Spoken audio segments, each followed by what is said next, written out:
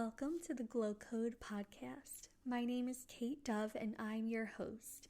The Glow Code podcast is a collection of bite-sized conversations designed to help you step into your main character energy, glow up, and connect with your femininity. This podcast is for the woman who wants to radiate her beauty from the inside out and move through the world with authenticity. Thank you so much for tuning into today's episode, and let's get started. Hello everyone, welcome to the first episode of the Glow Code podcast. I'm your host, Kate Dove. It has been so long since I've sat down in front of a microphone and done a podcast episode. I used to do podcasts all the time, and I know I have people from two different audiences following me over here. I know I have some people who remember me from my feminine energy coaching days, and I also now have people that I've connected with as an author and writing spicy romance books, and it's amazing to blend these two audiences together and dive into these topics that I feel called to discuss and be curious about and to share with you guys. So I want to lay out what you can expect from this podcast, and we're really going to be talking about feminine energy, opening your heart, your sexuality, relationships. I'm gonna do my best when it comes to the relationship portion because while I am happily married, I met my husband in high school and I try to keep up with what's going on in the modern dating world and understand it and try to figure out okay, what's going on? And I want to nurture those of you who are in your single era and figuring that out. So we're definitely gonna discuss that. And we're going to talk about manifestation and overall stepping into your main character energy. And this was a theme that I really started to hear from my intuition as I was writing my spicy romance series.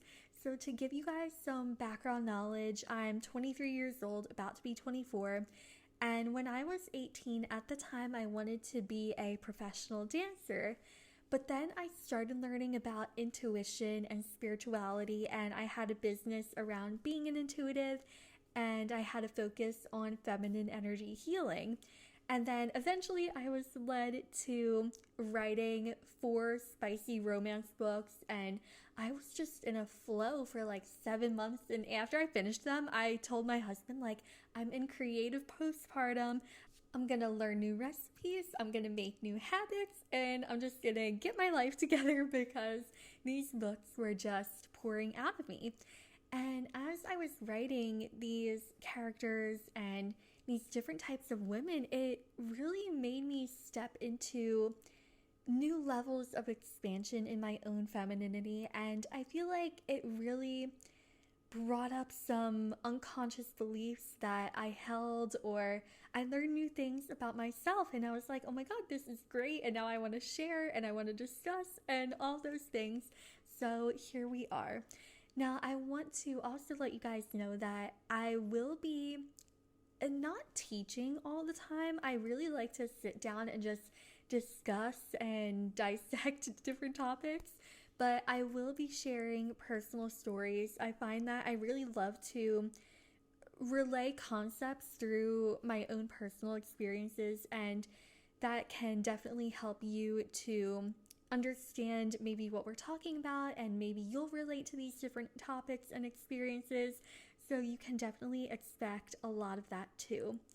And I also feel like I really learn about the world through sex and beauty and art and relationships, and those areas of life have been major catalysts for different mindsets that I've taken on that I'm going to be sharing with you guys. So we're definitely gonna be, talking about love and sex and opening up your heart and all those things. So right now that may all sound fluffy and light, but truly stepping into your main character and your feminine energy requires really going there, really going deep and unpacking these different layers within yourself. So it's going to be a fun time, but it's also going to be a transformative time. So if you don't want to transform, this might not be the podcast for you. But if you're like, you know what, I really want to harness my femininity, I really want to experience my highest potentials, then you are in the right place. Now, with that being said, let's get into what I wanted to discuss with you guys today, which is the trends around femininity that we see on social media. There is the soft girl trend, there is the dark feminine trend. We see a lot of trad wife content out there, and it makes me wonder, are these different feminine lifestyles and approaches that we see on social media simply aesthetics, or are they actually helping us to harness what true femininity is? It's really great that we have social media as a platform to share different lifestyles and concepts, but there's so much information out there that sometimes we can get confused and we're like, okay, so do I be in the soft girl energy, or do I use these dark, feminine, seductive tactics? And the truth is, the feminine is all of it. And it has been broken up into these different aesthetics and lifestyles, maybe even Pinterest boards. And it's great that we have a visual, but what we need to understand is that femininity starts from within. So I want to start by breaking down what masculine and feminine energies are, because it can definitely get misconstrued in the modern age, especially with all these trends that we have going around, because masculine and feminine energies are not trends, they are ways of being. And the way that I want you to see masculine and feminine energy is as a balance. You can think of it as yin and yang. Masculine and feminine are just like up and down, left and right. They are opposites, but they work together. They are harmonious. And every single person on this planet has both masculine and feminine energy. We each hold that duality.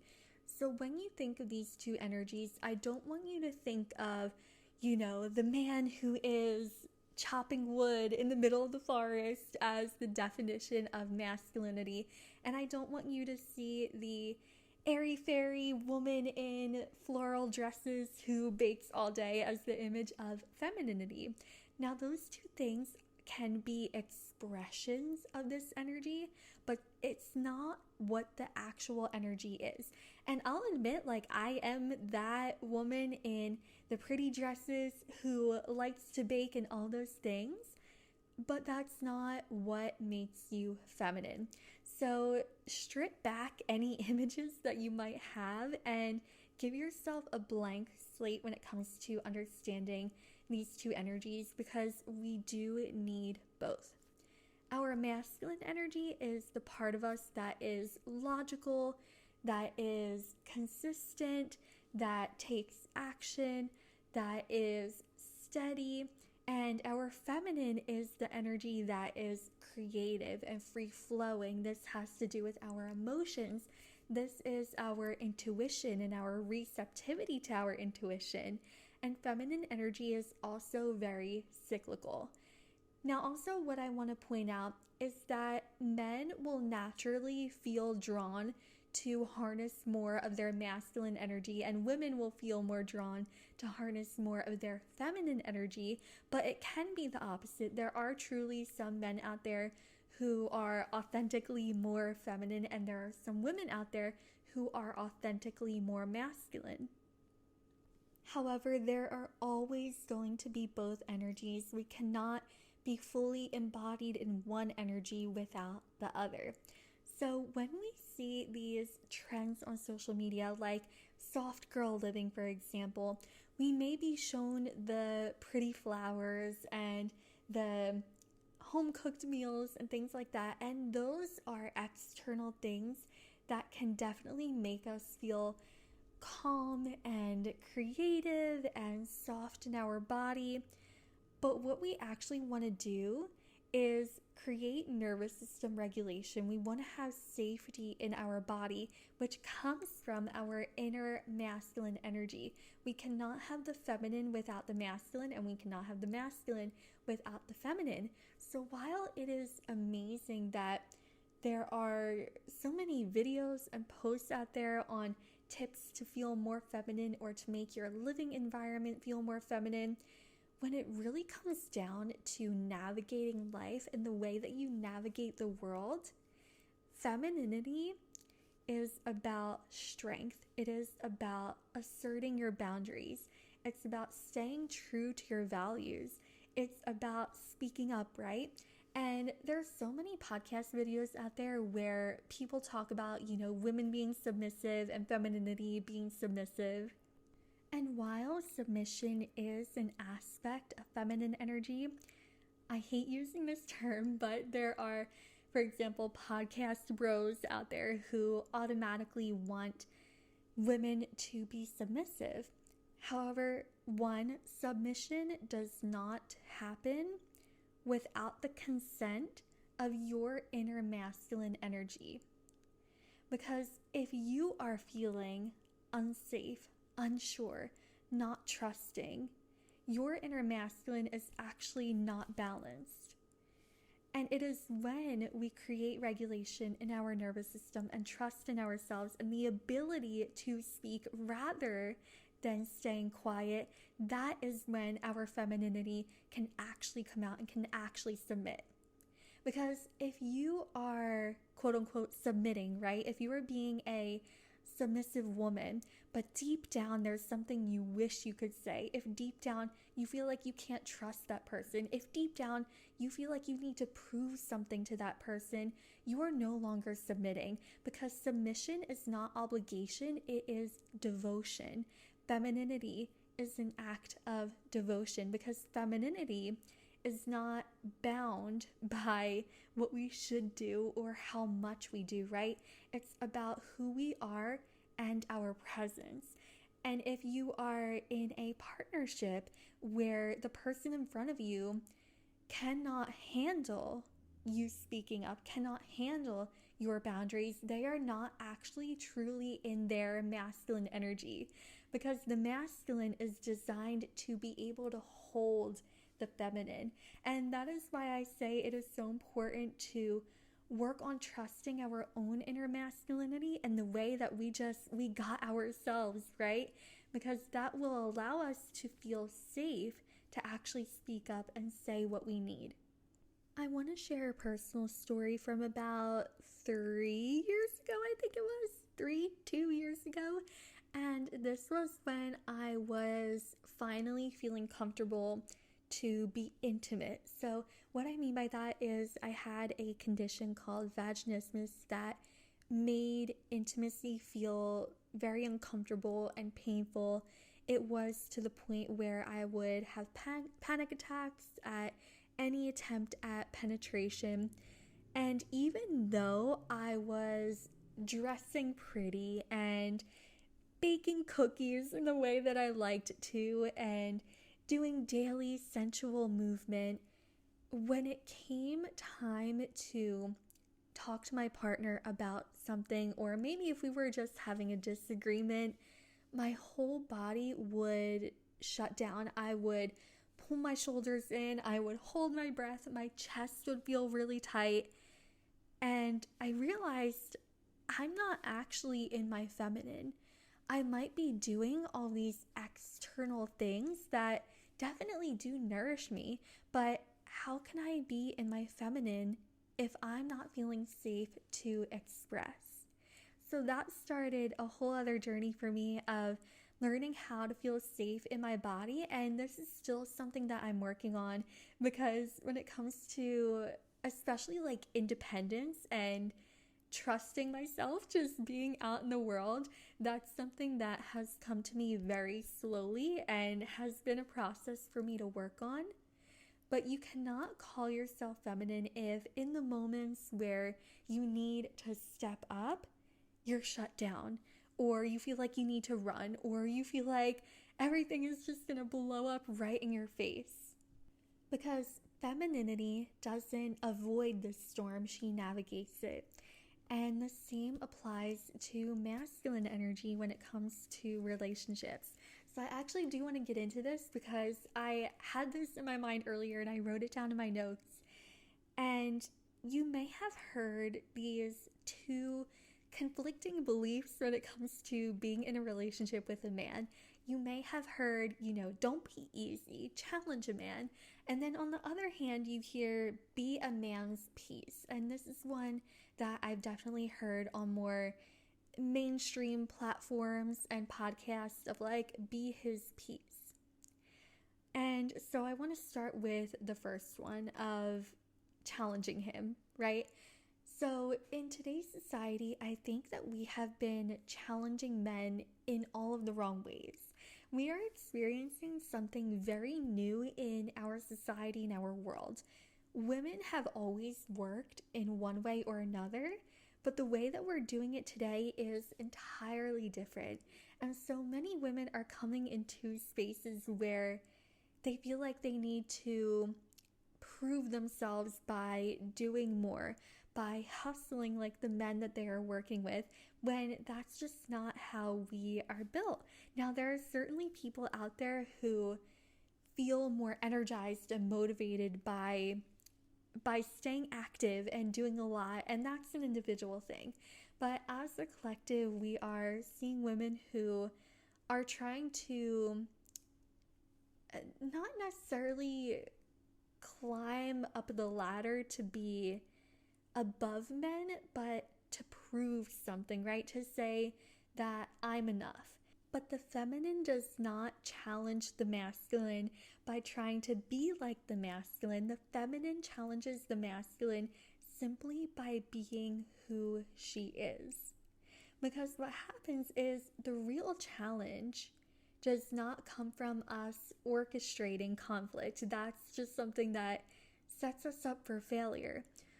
The healthy and natural challenge that occurs is when we stay true to our authenticity and we use our voice to express what we want and what we need. And that invites the masculine to rise up to the occasion. Now, if you're like, okay, but I did this in previous relationships and I just got screwed over, then that probably isn't the man for you. And this is your invitation to look at your own inner masculine and say, okay, where am I maybe not committing to myself? Where am I maybe not protecting myself? Where do I feel unsafe? Because if we are knowing that we have done the inner work and we are truly, truly taking care of ourselves, not just when we go out and hustle, that allows our feminine to express itself in the way that we want and in the way that we need. Now, I want to go to the other side of it, the other belief of being his peace. And this is actually something that my husband and I have had multiple conversations on, because I always had the habit of keeping things inside. And this is something that I'm also unpacking on another level, where I'm like, you work so hard at your job and you work so hard to take care of your family, and the last thing that I want to do is be a burden. And he has said to me, it's a burden when it doesn't come up. Tell me what is going on in the moments. That way we can work through it. And the thing is, peace isn't always the absence of a storm. Sometimes it is the calm that comes afterwards. True peace is found when we can see the light at the end of the tunnel, but we're not afraid to go through the tunnel. That is where we actually find our appreciation for peace. Because how can something be peace if it is harbored emotions, if it is resentment and avoidance or detachment, right? We want to be detached in a healthy way. Detached meaning we trust what is on the other side. We might be going through something hard, but we're not completely avoiding it. Because when it comes to reflections and these challenges that pop up in our life, they're actually the parts of our life that need love. And our logical mind is always going to try to protect us, and especially the more that we are alive and have collections of experiences and memories, the more our brain is going to try to approach the situation like we've done in the past. But we find that enlightenment and that clarity, when we take a different approach, when we say, okay, I'm not sure how exactly we're going to work through this, but we have the same end goal in mind, and that is where we find peace. There is duality in everything. So when we can appreciate and love the reflections that come up for us, we can love and appreciate the peace in our lives. There's this misconception that the feminine is small, that the feminine is always soft, that the feminine is just quieter and less than, when that couldn't be further from the truth. Now, you might maybe pick up on this through my voice or the way that I like to speak, but I definitely lean on the softer side. However, there is a fiery feminine. There is a movie star version of the feminine. There is a mystic version of the feminine. And these are archetypes that we get to play around with and see what feels authentic to us. The feminine is not meant to make us comfortable. It is meant to expand us.